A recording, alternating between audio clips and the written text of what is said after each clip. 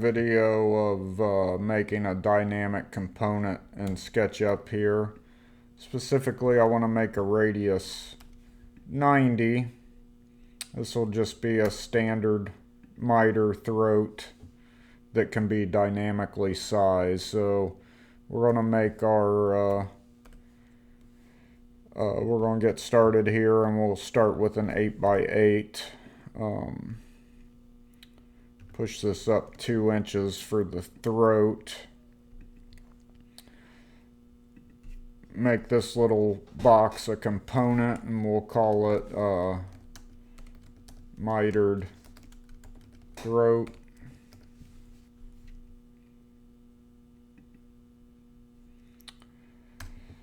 And on top of here, we want to make an 8x8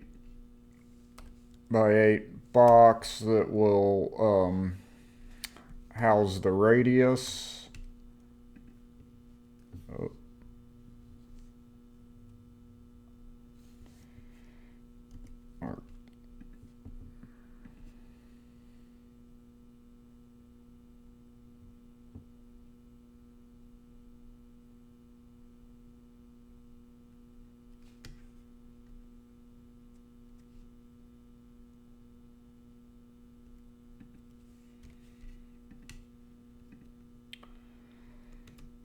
Right, then we actually need to copy one of these.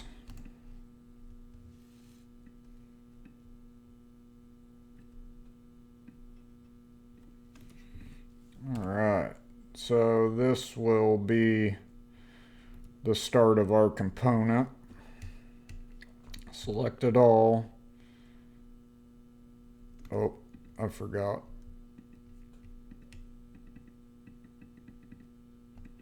We actually need to make the radius portion a component as well, so we'll just call it radius. And all that's good. So now we select all of them, make component, and we'll call this radius 90.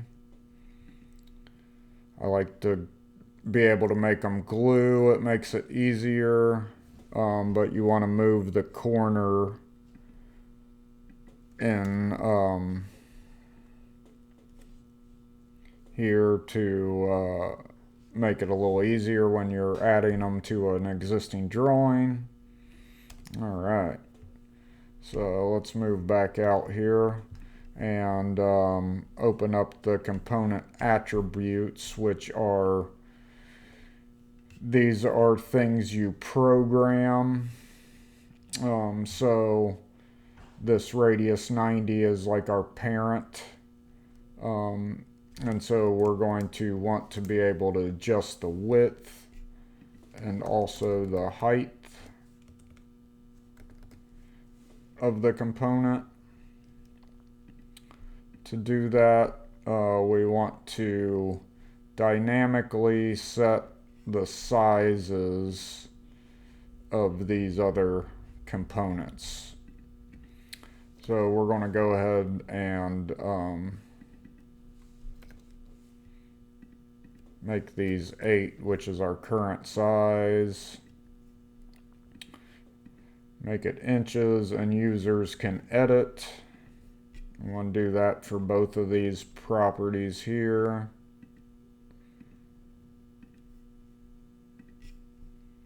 All right. And so we want to set our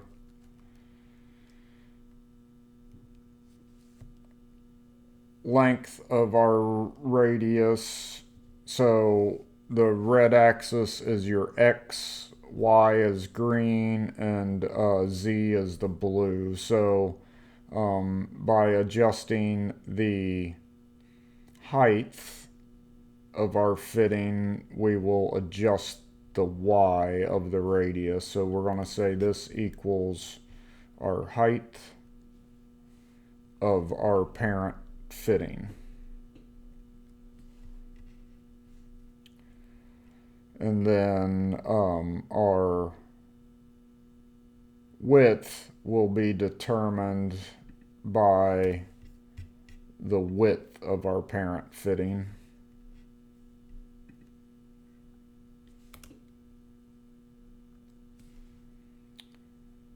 And then we'll make the Z just equal to the same. So I'll show you what that gives us here. So you open up the component options, which are where you're typically working with a component instead of this attribute box. When you add it to a drawing, these are where you're going to change some inputs. So let's go ahead and make this 12 by 20 and see what happens. So you can see our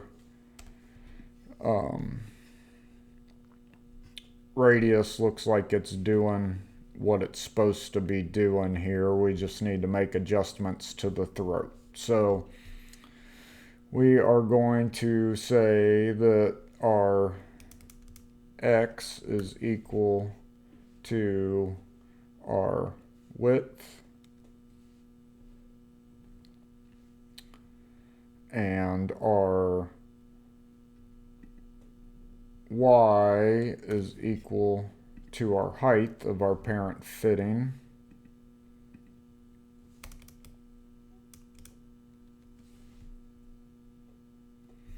You know what, while we're here, let's add a throat depth.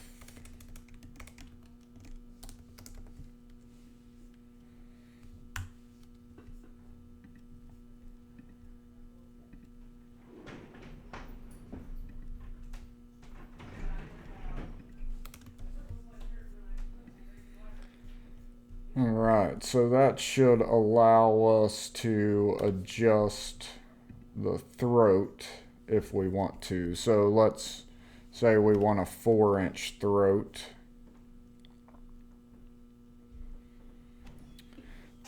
So now you can see that this didn't do as expected. The bottom one actually pulled up in there, so let's see what we can do to fix that.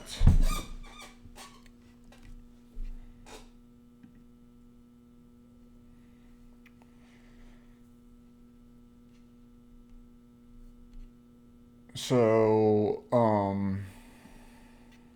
what we'll want to do is change our position here on Z to be equals throat divided by 2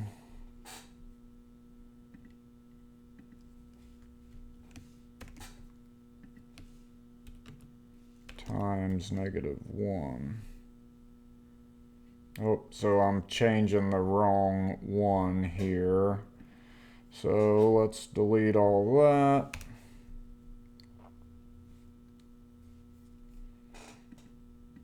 Click in here and move this back to where we want it. Alright. So actually we'll want to position this mitered throat. And so our Z is going to equal our throat depth divided by 2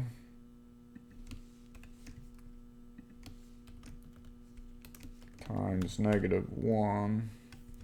There we go.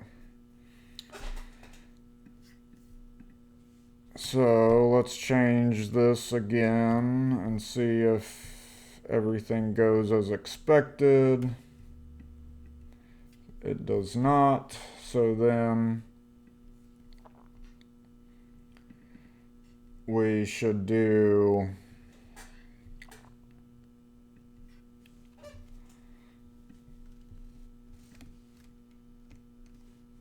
if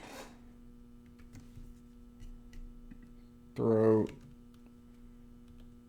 equals 2, 0, else we want to do throat divided by 2 times -1. Let's try that.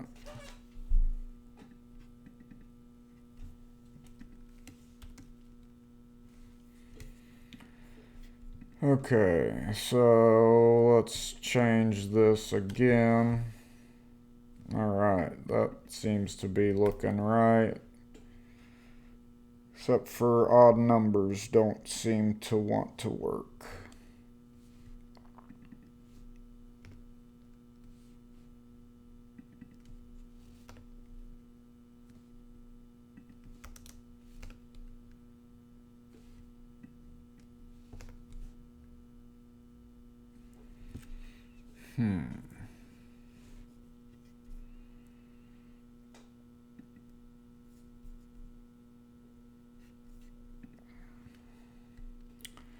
So, let's see. I think what we should actually do, or make it easier on us, is just change our axis here.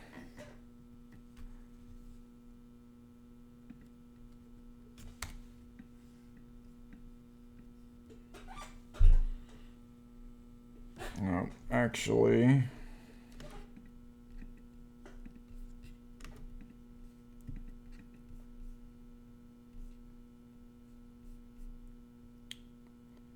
change axis. Let's change it down here to the bottom. Ignore all the warnings. Okay. So now what we want to do, instead of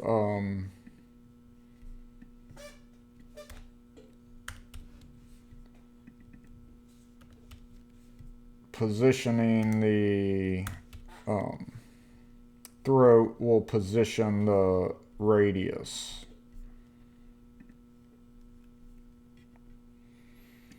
So we'll make this equal to our parent throat depth.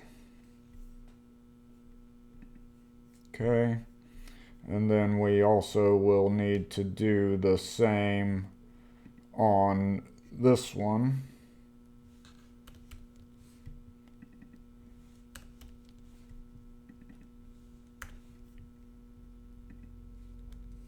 There we go. So that should give us the results that we want. Let's try to change this around to different numbers. Everything seems to be working as expected. Perfect. Other thing I like to do is make all of my fittings a metal color. So we'll choose metal.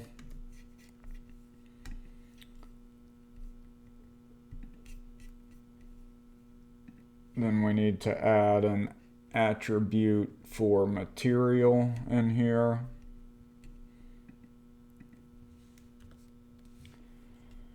And so that should be it for a dynamic component. The other thing I like to do is allow people to label them for where they are in the system. So this is a text. Users can select from list, return,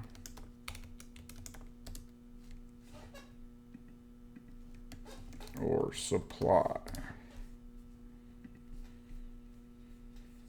So now you can choose what's what.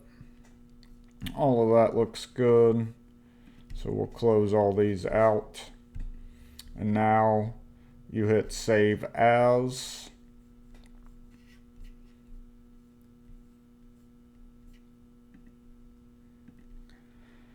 And I will save this in my duct components, which you can see some of the other ones here, and then that will make it available in other drawings. So for example, show you a little bit of how it can be used. Let's put a plenum out here.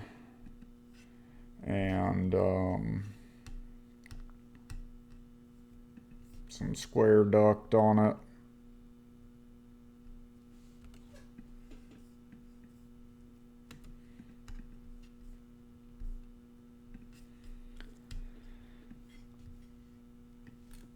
So we want this to be 8 by 20, looks good.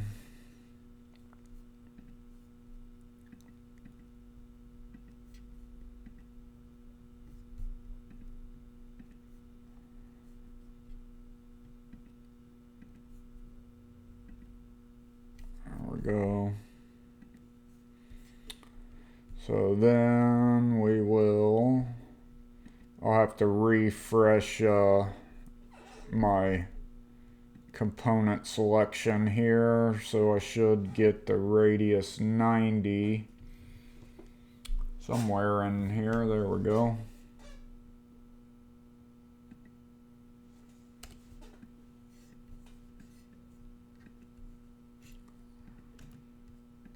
Now let's adjust this to the correct size. Make it 8 by 20 is good. Perfect. And so you'll see I like the glue, or the reason to use the gluing portion is because then you can do things like this and it will just magically stay where you want it. So hope that helps.